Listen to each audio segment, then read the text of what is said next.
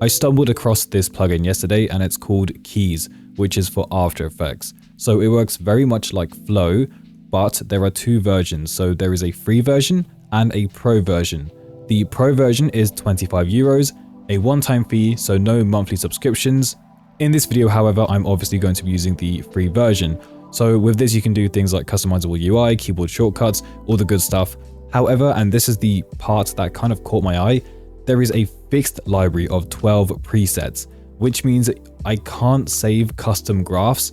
If I want to do that, then I'm going to have to grab the pro version. As a free version, it's not so bad because you can mass apply a graph onto multiple keyframes. And for someone like me who doesn't really rely on presets, it's perfect.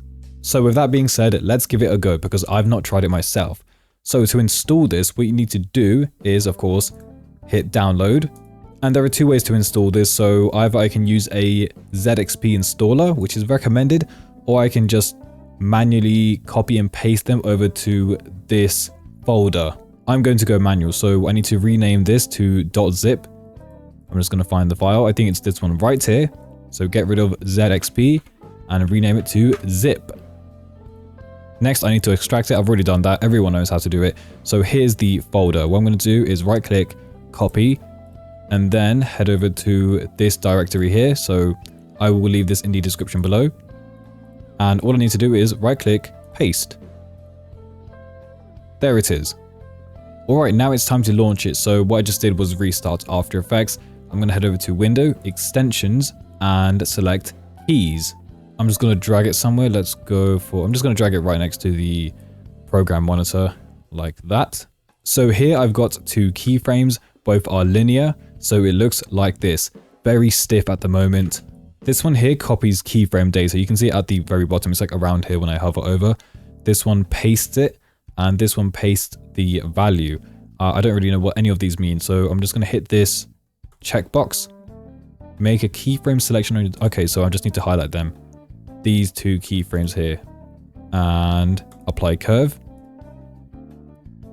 Yep, that's working just as intended. Starts slow, builds up, gets very fast, and then slows back down at the end.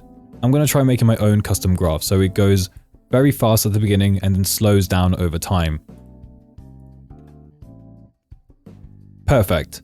As I said earlier, I cannot save this as a preset because, well, I need to upgrade to the pro version. But it's not a problem because graphs take like, what, 5 seconds to do? Okay, so I've grabbed another image and I'm going to try the same. So I'm going to keyframe it to 150 at the start and then 100 at the very end. I'll just set these to linear for now to reset them. So here's how it looks at the moment.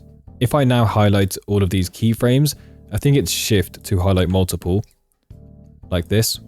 And if I pick a graph, so let's go with the one I used before. I think it was this one right here. Or was it that one? Let's go with this one. I'm going to hit apply curve and see how that looks. Yeah, that works.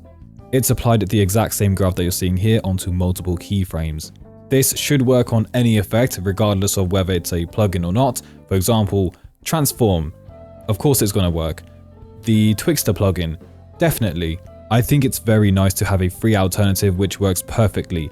I mean, look how responsive it is. If you would like to download this plugin or extension, I'm not sure which one it is, you can grab it in the description below. Thank you very much for watching, and thank you to my members as always for your continued support. I'll see you next time. Peace.